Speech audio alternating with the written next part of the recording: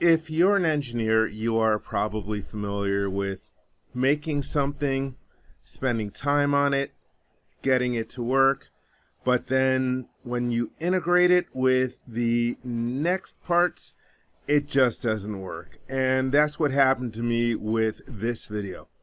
I think there's some good stuff in this video you can learn if you watch it, but ultimately it didn't work out. And so you can decide for yourself whether this is worth watching. Kind of funny for me to say that. But anyhow, I do go through some good stuff in this video. At the beginning, I list some of the different things that I go through. But let me explain why it didn't work.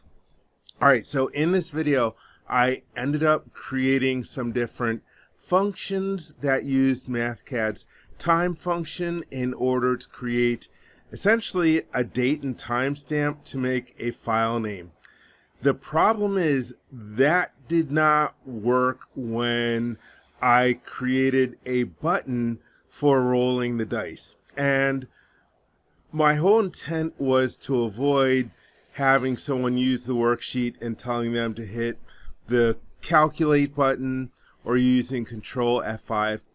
I just found that to be not elegant, and so I didn't want that. And when I tried to use the function I created in this video with the button for rolling the dice, I couldn't get it to work in a way that I wanted to. And so I ended up creating another button for generating the file name, and I'm really happy with that. I'll do that in 2 videos for now. But anyhow, you can take that into consideration whether the rest of this video is worth watching. Welcome to part 2 of my series on using Mathcad Prime to generate music.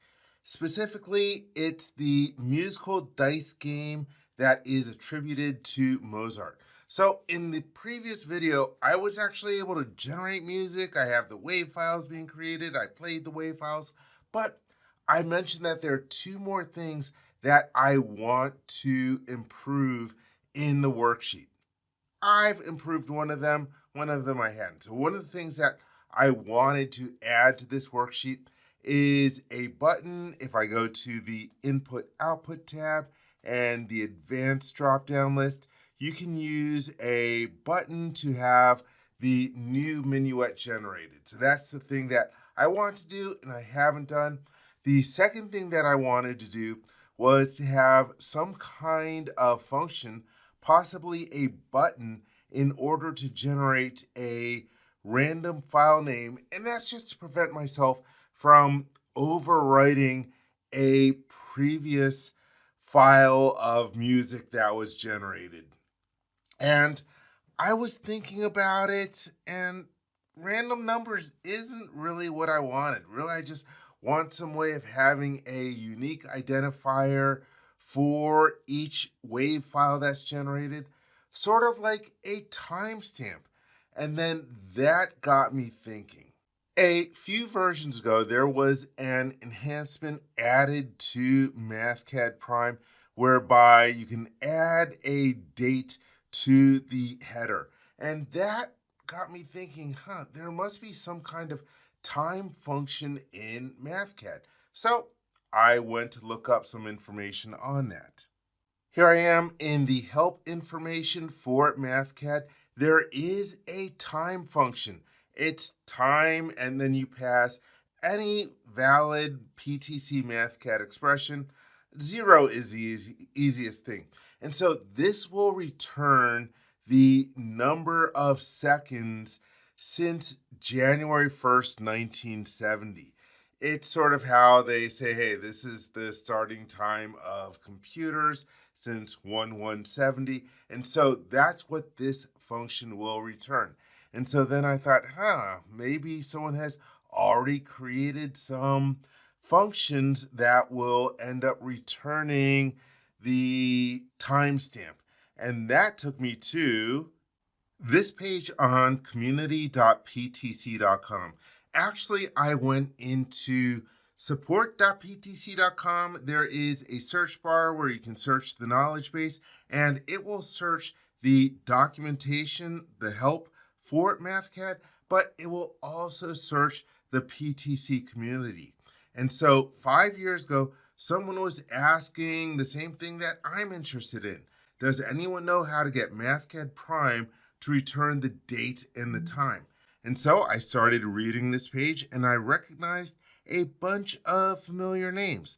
I saw Luke Meeks, and then we'll scroll down some more, and Terry Hendicott, and also Werner.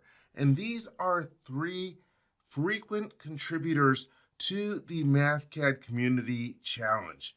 And Belle and I decided that the Mathcad Community Challenge is definitely one of the best things on the internet. If you haven't checked out the Mathcad Community Challenge, I strongly recommend that you do. But anyhow, in this page, there is a Mathcad 15 worksheet with a bunch of different time functions. And so I downloaded that, and it's Mathcad 15, so it won't open directly in Mathcad Prime, but I'll get to that in a moment. And also, Werner has an equation here where you can end up generating, using one of the functions on that worksheet, the date in a format of day, month, year, separated by forward slashes. Okay, back in Mathcad, if you go to the Input-Output tab, there is a button that allows you to convert pre-Mathcad Prime worksheets into a Mathcad Prime format. So I used this on that Mathcad 15 file with the different time functions, and here it is. And I will post this on my Google shared drive. I also did some cleanup on the page a little bit. And so it explains a bunch of these different functions that are available. And in addition to cleaning this up, there was some stuff at the end of this sheet on biorhythms, just, calculating some biorhythm XY plots for fun. I took those out. And so I will make the cleaned up worksheet here available as well. And here is the important thing. So there are a bunch of different programs and functions and matrices in this worksheet in order to figure out the correct date, taking into account things like leap years and all that other sorts of stuff. And so this is an outdate function where you give it a date value n, and then it will end up returning the value of the date in year, month, day. And I just want to mention something here, especially as someone who lives in Europe now. Here's my soapbox. There are only two acceptable date formats, either year, month, day, or day, month, year. You either go from big to small or small to big. Something about the US always bothered me, and that's the ridiculous date format of month, day, year. That makes no sense whatsoever. So anyhow, like I mentioned, I edited this function so that it has year and then month and then day, because that way all the different music files that are generated will appear in the correct chronological order. And so that is one of the functions that I used in here, but I needed something that would also generate the time. And so let's go to the next worksheet. And this took me an embarrassingly long amount of time to figure out how to generate the time. And so I started playing around a little bit with the time function. And here we have the number of seconds since January 1st, 1970. And here's where we have the number of days since January 1970. And then I start figuring, okay, how many seconds were today? That's using a combination of the truncate and the modulus functions. And what are the number of minutes today, which corresponds to the number of hours today. And then I was able to figure out, okay, what does that mean in terms of minutes this hour and seconds this minute? And all this stuff was so that I would be able to generate the time right now. And so I did this yesterday. And so this is the time yesterday when I was working on it. Let me go to the calculation tab, hit the calculate worksheet. And so now I have the time today based on Greenwich Mean Time. It is 4 in the afternoon, and it is 24 minutes into the hour, 51 seconds when I hit that. And so that ends up giving us the European time. Oh yeah, one thing I also want to mention is that I wanted to make this, I wanted to make this so that if it was a single digit, say for the number of hours or for the number of minutes or the number of seconds, it would come up in 2 digits. And so then I had to write a function using the if function. So it creates this variable, for example, hours today string. And if the number of hours today is less than 10, then it's going to concatenate the number 0 before the hours today converted from a number to a string. If it's greater than 10, hey, just convert hours today to a string. And the same thing for minutes this hour. We have the if function that'll figure out if we need to put the number 0 in front of the number of minutes this hour and also the seconds this minute, same thing that we have over here. And then this will concatenate those 3 variables with an underscore between the minutes and the seconds. And this gives us what I call the European time. And another thing, getting on my soapbox. Okay, in the US, I was in the Army, and so we learned military time there. And military time is where, like, instead of 1 in the afternoon, it's 1300. 5 in the afternoon is 1700. 10 at night is 2200. And it's something that when you talk to people, they have a really hard time figuring out.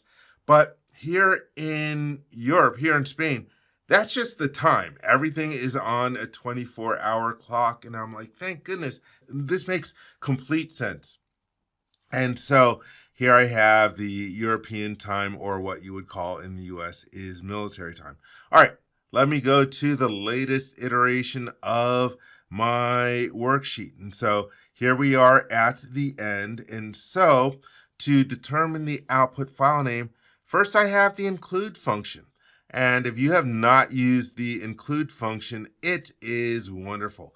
And so here it is from the input output tab. This will bring a worksheet into the current worksheet. So everything that was defined in another worksheet is available in this worksheet. And that includes your different variables and your functions and your programs. All that stuff is here in this worksheet. And the important thing that I wanted to get out of the date functions worksheet was the variable for today. And let me hit the calculate button so that we can see the value for today. And so today is 2026, the year July 9th, and the time right now is 16:28 and some seconds. In other words, for people in the US, that means 4 in the afternoon. 4 in the afternoon, Greenwich Mean Time. All right, so then I have a function that generates the file name by concatenating a bunch of the words and then some underscores, the variable for today, the European time, and then the file name extension. And just like before, it outputs the Waltz to that file. All right, so let's go take a look at the song that I just generated. All right, here is the one that I just generated. Let me double click on it.